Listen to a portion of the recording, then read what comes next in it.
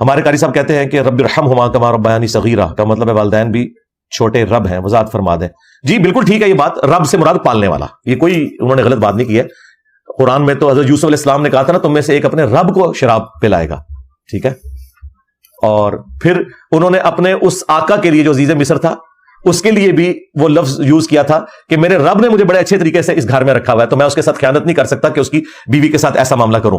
تو یوسف علیہ السلام نے خود بھی رب کا لفظ اپنے مالک کے لیے استعمال کیا، اس خواب کی تعبیر بتانے کے لیے بھی یہ لفظ استعمال کیا. لہذا ڈاکٹر ذاکر نائک کی بات بالکل ٹھیک ہے کہ آپ جو اس طرح کے جو الفاظ کے چناؤ ہیں اس کے اوپر آپ فتویٰ نہ لگائیں. ایون دوسری زبانوں میں بھی جو الفاظ آئے ہیں، یعنی وشنو کا لفظ آیا سنسکرت کے اندر، سسٹینر انگلش میں ہم کہتے ہیں، عربی میں رب کہتے ہیں، اور اردو میں پالنے والا اللہ کے لیے بھی ہے. اور اللہ کی وہ مخلوق جو اللہ کے دیوں میں سے یہ سارا معاملہ کر رہی ہے ان کے لیے بھی اگر چھوٹے لیول کے اوپر یہ الفاظ کا اگر ایک جیسا معاملہ آ جاتا ہے تو یہ کوئی شرک اور اسماء و صفات کا مسئلہ نہیں بنتا. ورنہ مجھے بتائیں قرآن میں تو نبی الاسلام کو کہا گیا بالمؤمنین رؤوف الرحیم، نبی مومنین کے حق میں رؤوف بھی ہیں اور رحیم بھی. تو یہ نام کس کا ہے؟ رؤوف اور رحیم اللہ کا.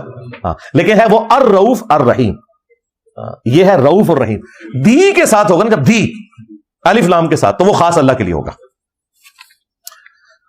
آپ نے کہا کہ علی حجویری کے دربار کو لوگ چندہ نہ دیں تو وہاں کتے پھریں گے تو ان کے مرید تب جاتے ہیں. اچھا تب جاتے ہیں ان کے لیے پھکی والا مطلب معاملہ کیا؟ یہ پھکی تو دی تھی ان کو میں نے، کیونکہ یہ آپ کا دعویٰ تھا نا کہ یہ بابے مر کے عوام کو پال رہے ہیں.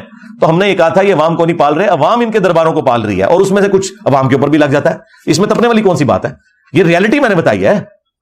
اگر وہ تپتے ہیں تو مجھے یہ بتائیں کہ یزید کے دور کے اندر جب مدینے کے اوپر چڑھائی ہوئی ہے تو مسجد نبوی میں لا کے اس نے گھوڑے باندھ دیے تھے، یہ نہیں ہوا تھا؟ تو ہم یہ نہیں کہہ رہے کہ یہ آپ کریں کہ مسجدوں کے اندر جا کے کتے پھریں یا مزارات کے اوپر ضرور کتے پھریں. یہ میں نے پریکٹیکلی بتایا تھا کہ جو آپ ان کی طرف چیزیں غلط منسوخ کیے ہوئے ہو نا، اس طرح نہیں ہوتا. اور یار مزارات تو شاہی کوئی نہیں ہے، آپ سندھ میں جائیں، انٹیریئر سندھ کے اندر مسجدوں کے اندر کتے بچے دے کے چلے جاتے ہیں کیونکہ دیکھ بھال نہیں ہو رہی ہوتی. کئی مسجد تبلیغی جماعت والوں نے جا کے صاف کیے ہیں، وہ پوری کارگزاریاں سناتے ہیں اپنے. تو کیوں اللہ کے اوپر حرف آ گیا؟ صرف یہ بتا رہے ہیں کہ اللہ تعالیٰ نے دنیا کو اسباب کے ساتھ جوڑا ہے. اللہ کی مسجد بھی مسلمانوں نے ہی سنبھالنی ہے، لہٰذا آپ یہ منسوخ نہ کریں کہ وہ بابا سسٹم چلا رہا ہے. یہ سسٹم دنیا کا اللہ تعالیٰ نے اسباب کے ساتھ جوڑا ہوا ہے. تو اس طرح کر کے سمجھائیں، سمجھ رہے ہیں نا؟ ہاں اچھا. اب باہر کتنے ہیں جی عرفان بھائی لوگ؟ نہیں کوئی ایسے بھی ہیں جو ابھی تک اندر نہیں آئے ذرا آپ میں سے؟ اچھا ٹھیک ہے ٹھیک ہے جی. اب پیچھے سے جی ساروں کو اٹھائیں نا جی. اب آپ والنٹیرلی آپ میں سے بھی لوگ نکلیں گے جی کچھ پیچھے. آپ جنہیں ننگے سر نے باہر نکل جائیں، ٹوپیاں لے بیٹھے رہیں بس.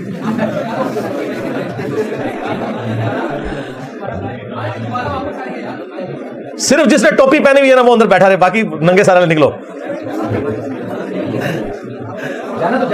ہاں نکلے، قربانی کریں. میں بلا لوں گا یار، تصویر کے لیے بلاؤں گا، ابھی وقتی طور پہ نکال رہا ہوں یار. لتا کھتا سیدھیاں کرو تھلے جا کے انشاءاللہ. باقی نو موقع دو نا یار. اور بھی اٹھو اٹھو. ہاں چلو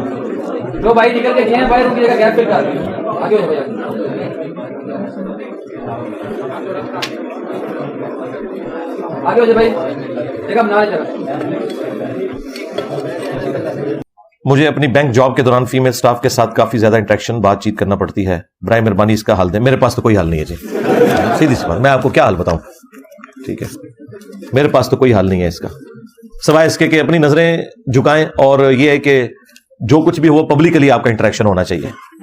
جامعہ ترمذی میں سنن نسائی الکبریٰ کے اندر موجود ہے، جہاں دو اجنبی مرد و عورت ہوتے ہیں، تیسرا شیطان ان میں ہوتا ہے.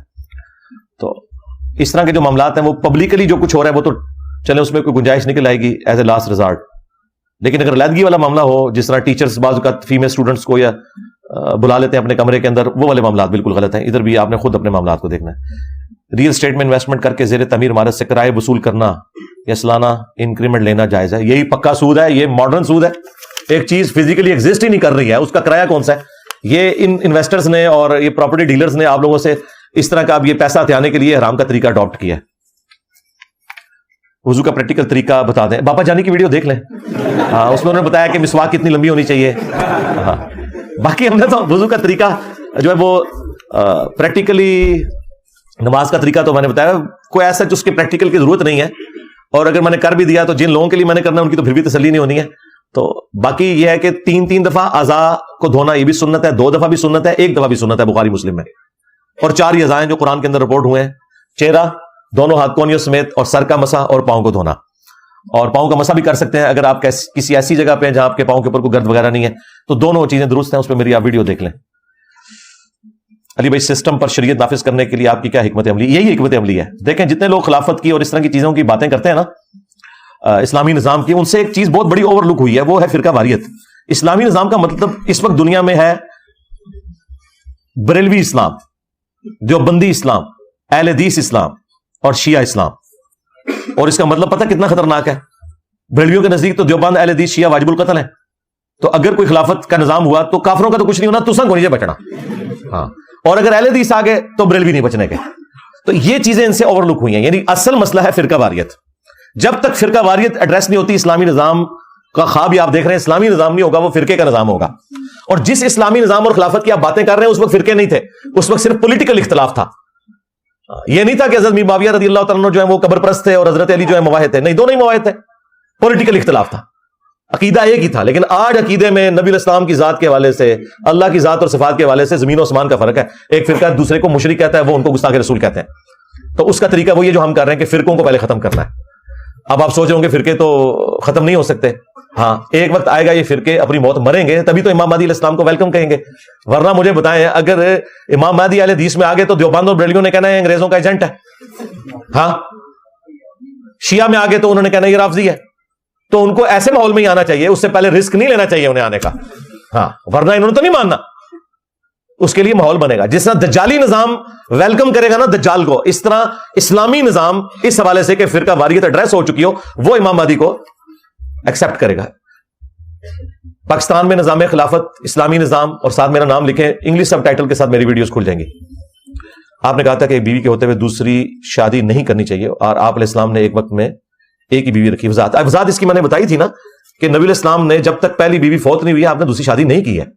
24 سال تک حضرت ختیجہ ہی آپ کے عقد میں رہی ہے. یہ جتنی آپ کی شادیاں ہیں وہ بعد کی ہیں.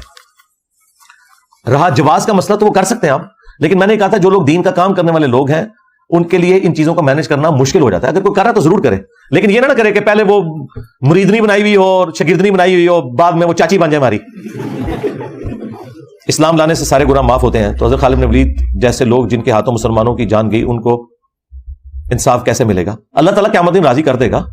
یہ آپ کی ٹینشن نہیں ہے. یہ تو مسلم شریف کی حدیث ہے کہ اسلام لانا سابقہ کے گناہوں کو معاف کر دیتا ہے.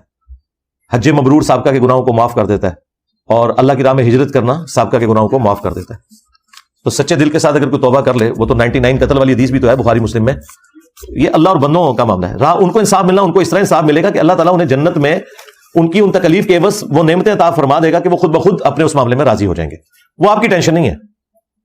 قرآن میں قتل خطا کی سزا بیان کی گئی ہے. اگر میں بائک پر ہوں اور میرے ساتھ 2 دوست ہیں، میری غلطی سے حادثے میں ان کی موت بھی قتل خطا ہے، اس کا قصاص کیسے ادا ہوگا؟ قصاص تو نہیں ہوگا، اس کی دیت ہی ہوگی، بلڈ منی ہوگی. ٹھیک ہے، تو بہتر یہ کہ آپ ان کے رشتہ داروں سے معافی والا معاملہ کر لیں. باقی اس لیول پہ تو آپ کی غلطی نہیں ہوگی نا کہ آپ نے جان بوجھ کے قتل کرنے کی کوشش کی ہوگی. تو ٹھیک ہے، آپ وہ جو ایک غلام کو آزاد کرنا اور اس طریقے سے وہ نہیں اگر کر سکتے تو وہ 60 مسکینوں کو کھانا یا 60 روزے رکھنا، وہ والا معاملہ آپ کر لیں. جب نبی الاسلام نے فرما دیا کہ میری امت کے 73 فرقے ہوں گے تو یہ کیسے ممکن ہے کہ فرقے ختم ہو جائیں؟ جی، نبی الاسلام نے فرمایا تھا 73 فرقے ہوں گے اور 72 جہنم میں جائیں گے، ایک حق پر رہے گا. یہ تو بالکل اس میں تو کوئی دوسری رائے نہیں ہے. لیکن اسی نبی نے بتایا کہ قرب قیامت کے اندر میری بیٹی فاطمہ کی اولاد میں سے ایک شخص ایسا پیدا ہوگا جو پوری دنیا کو انصاف سے بھر دے گا. سب کے سب لوگ ایک پلیٹ فارم کے اوپر جمع ہو جائیں گے، اور پلیٹ فارم پہ جمع ہونے کا مطلب یہ ہے کہ اللہ تعالیٰ کی غیبی تائید سے اس وقت یہ فرقہ واریت والا مسئلہ کسی حد تک ایڈریس ہو جائے گا.